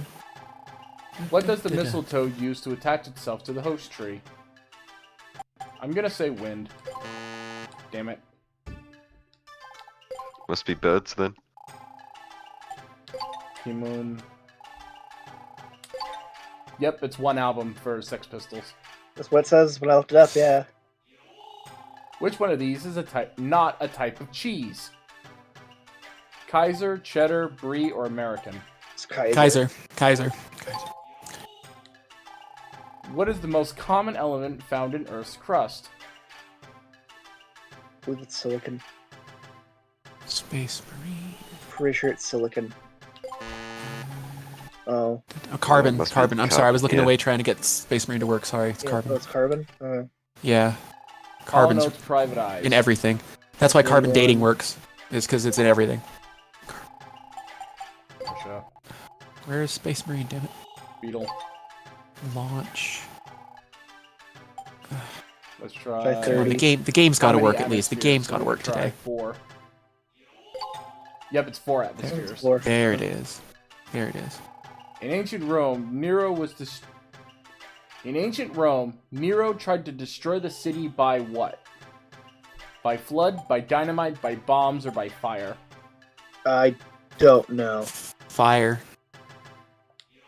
You're right. What is the temperature of a cigarette flame? I don't Alright, well. fucking know. Yeah, that's a. What? These questions are all over the place. Yeah, they are. Jeez.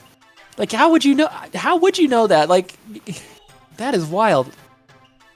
I mean, I would say on the lower end, I would think, but I don't know. If I recall correctly, I think it's 310. Nope, damn it. Either way, it's All right, I'm gonna put your quiz up while I'm getting Space Marine to load properly. Cake, flour. Is it having technical difficulties there? It's just that when it'll load fine, but Fine. it's having audio issues because of the same thing that was happening earlier. I just really like this game to have audio properly. That would be nice. Rosalia. I'm just gonna put this in the corner of my stream while I fix it, so you can watch what Zero's doing. Okay, so now we're back to the dice question. Oh boy. If you roll 2 dice, what are the odds that both will come up even? Well, there's a 1 in 3 on each. So that would be 1 and 2 on each to roll even. Or yeah, so it'd be 1 on 2. So yeah, so it'd be 1 in 4. I'll be right back. Hold on. Because I was thinking I don't know, I'm an idiot. I'm tired. I've been blathering all day, huh?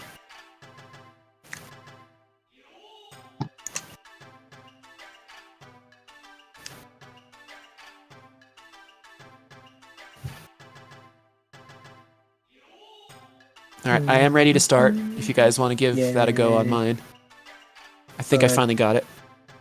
Do it, do it, do it, do it. I'm gonna. Okay, Oh, I just I need have to have my Starship Enterprise sitting here. Okay, one last thing. I gotta get back to this and change back to a Christmas ornament, or I'm gonna look really weird when I switch to the game. Yeah. And I just got word that my dinner is done cooking now too. Da da da. Gonna have a big old thing of taco dip. Nice. And what was the World War II alliance between Germany, Italy, and Japan called? Axis. Axis. Easy. Oh, good. You got them all correct. Well, I guess that means I have to give you this pencil. You got pencil. That's what you get for all that? A pencil? Oh no, pencil. This is the easy. This is the easy stuff. Oop, I've had my mic That's off. the easy mode. That's been weird too. Honestly, this. I was the mayor's first student. If you pass my quiz, maybe you'll be ready for hers. I can help you get ready for the mayor's test.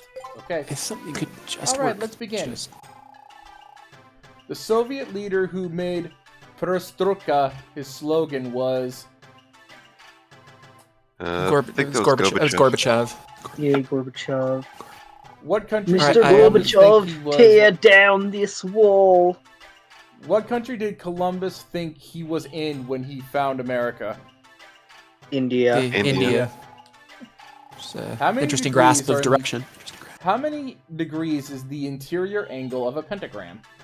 I don't know that. Well, they're all 90, right? I mean, they're not 90. They're all see, Roshan would be laughing at me right now. I think it's 108. I think. Yeah, 100. Yeah, I think so. Because it's each is. Uh, Dang, Which I one don't of know. these is I'm not an idiot. found in Paris. The Louvre. Buckingham Palace. Yep. Yep. Okay, That's game. in the UK. Game. What is the name of Tron's brother? Teasel. Yeah, they of have these a cousin questions Diesel who's a kind of a big trucking kind of guy. Some of these questions are based in the game, but a lot of them are just rando questions. Which one of these isn't a fish? Sardine, black whale, black bass, or marlin? Whale. Whale, because whale's a mammal. Yes. Let me know. What What year was the first Crusade launched? I'm gonna look that up. I do not know that one. I don't have any clue on that one. Alright, I think I got it working, so Space Marine.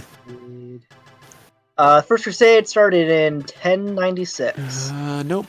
Come on, why aren't you showing Space Marine? Who was the leader of the Italian unification movement? Garibaldi. Right. I've been looking at that stuff. There it goes. Which one of these American cities is the furthest north? New Orleans, St. Louis, Chicago, or Los Angeles? Chicago. Oh, that's what's wrong. It shrunk. Right. It squished it. And Belgium ruined declared it. independence in 1831 from which country? Oh no.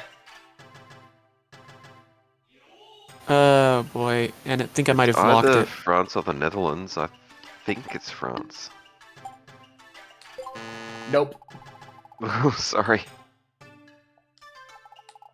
Oh shoot, I'm having another issue. I'm sorry. Says they gained independence from Netherlands here. I might have to end the stream. I think something just crashed big time. Oh no. Uh-oh. Yeah, sorry, Roshan. Sorry, Kit. Ugh. How many discs are in the Bruce Springsteen live performance compilation, The Live?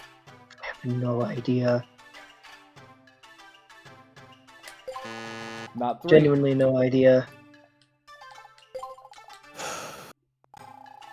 The monk said to be the Middle Ages' most famous natural scientist is Frankfurt, Bacon, Minch, or Werner? I have no idea.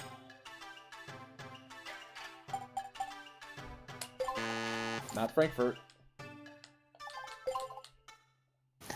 It's chugging Gorbachev. 21% of my CPU, 30% of my memory, and it's locked. Okay, it's 5 discs are in the live compilation of Bruce Springsteen. Okay. If you have 2 dice, if you throw 2 dice, what are the odds of getting a 9? I have no idea. Let's get a 6. Let's see. You had to get a 6 and 3, or a 5 and 4. 5 and 4. So 1 in 24. Nope. Ah, must be 1 in 12 then. Yep, this just blew up big time. Okay, so the Bacon. monk said to be the Middle Ages' most famous natural scientist is named Bacon. Yeah, it must be Francis Bacon. Yeah. The Christian movement to reclaim the Iberian Peninsula was called... Not Renaissance for sure. Not the Renaissance movement, the Protestant movement, the Reconquista movement, or the Resistance movement. Yeah. Reconquista. Radio. If you divide 29 gumdrops equally among X people and have 5 left over, X equals... Oh no. Oh, I'm not sure to say. I'm not sure the local VOD got saved correctly either. Oh shit.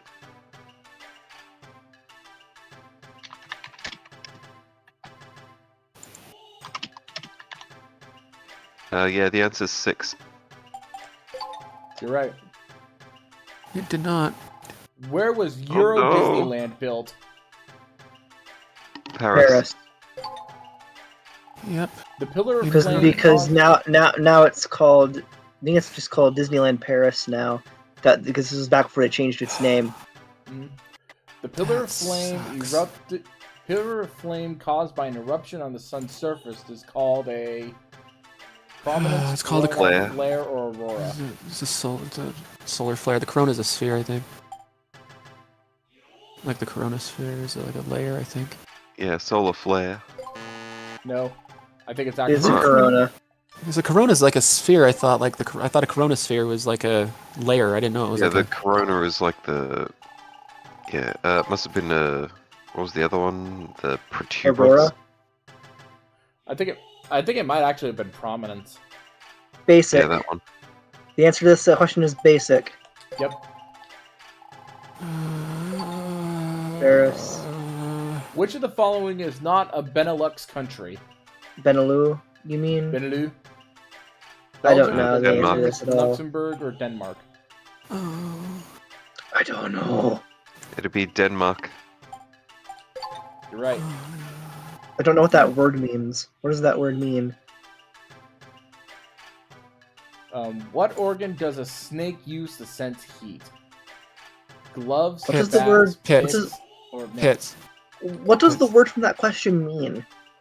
What is a Probably Benelux just a term country? for the like Netherlands kind of region. Maybe. What year was Rome sacked? 1 second, I'll look it up.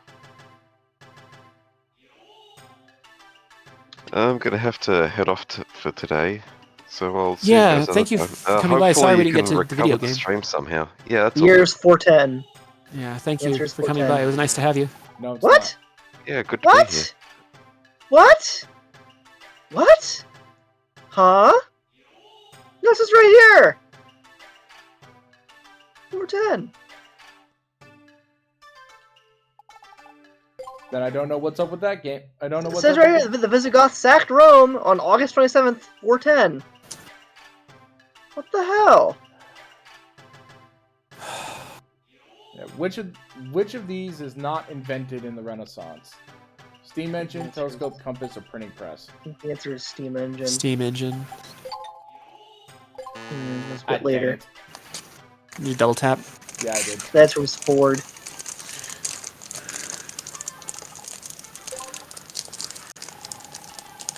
How old was King Louis XIV of France when he was crowned? Wait, 16th. King Louis XVI of France when he was crowned.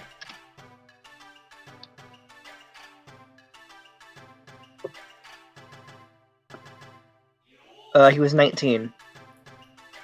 Okay, that is showing up correctly. I'm gonna have to answer 20 then because 19 is not on the list. Really? It's right. Weird. Which of the following? Must be based on outdated information. Yeah. Which of the following has a connection with King Louis the 16th? Magna Carta, War of Independence, Protestant Reformation, or Declaration of Rights? Don't know.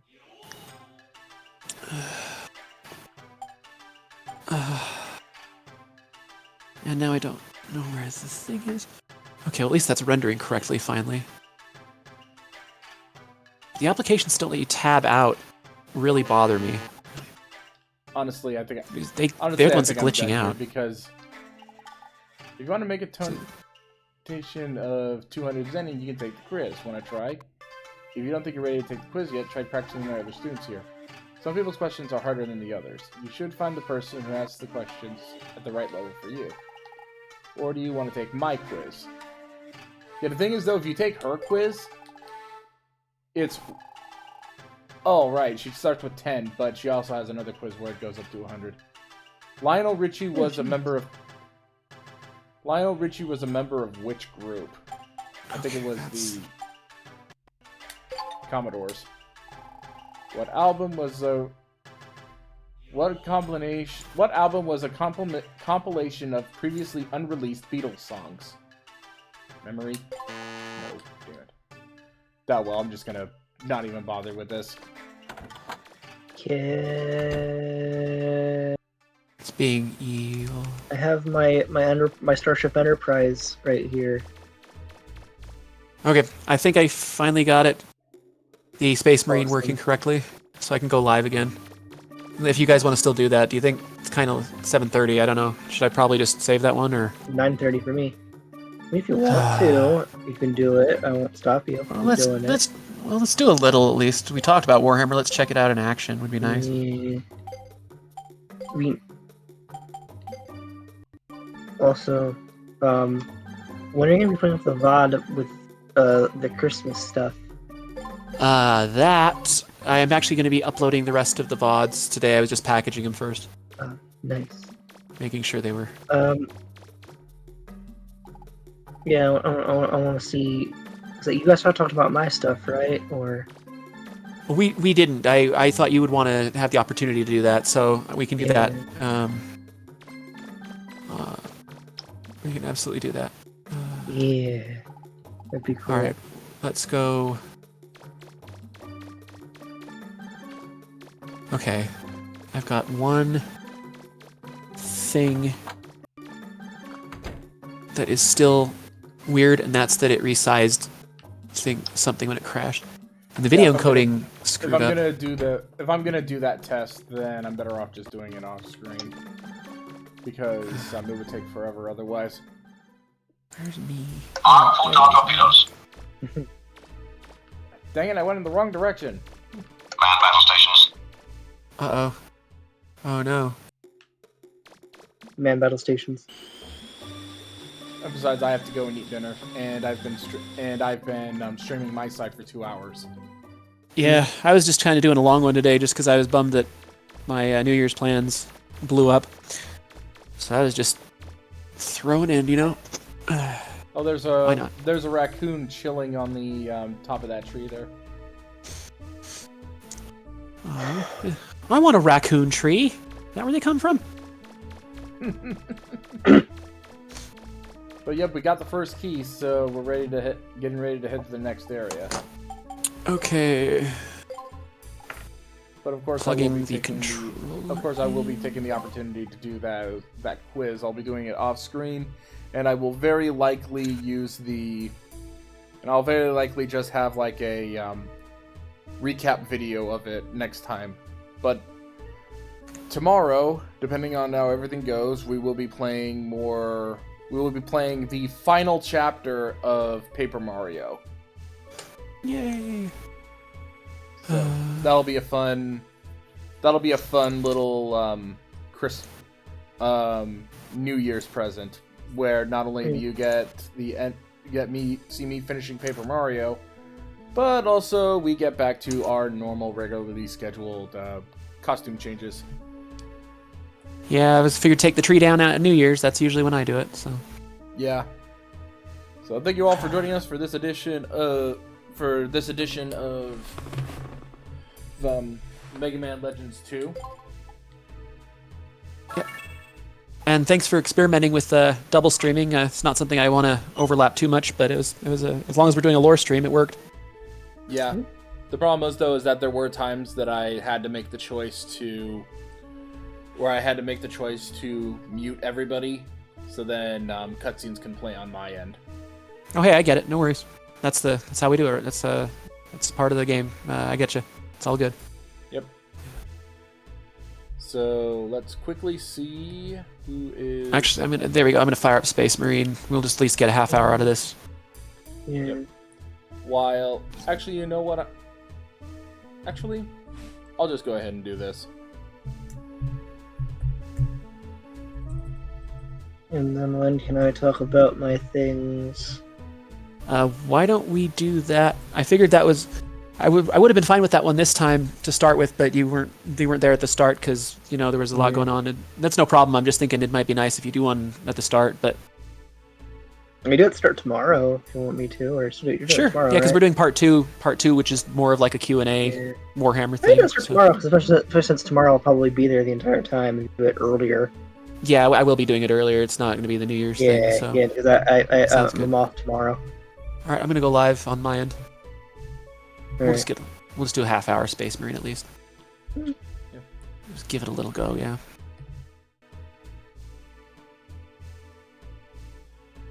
Oh geez, that picture there that I froze on, he just like stares at you with eyes half closed.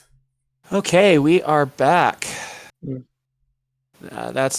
We crashed hard. It's saying that it's unstable. No. Network is fine. The service is interesting.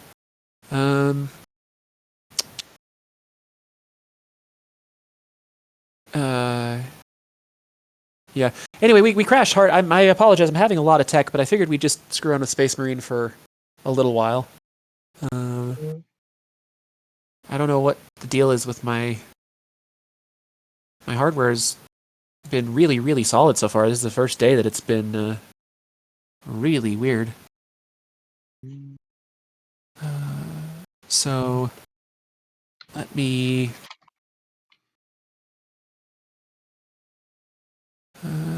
it's unstable, but it's managing to stay at about... let's see. Let's see what the stats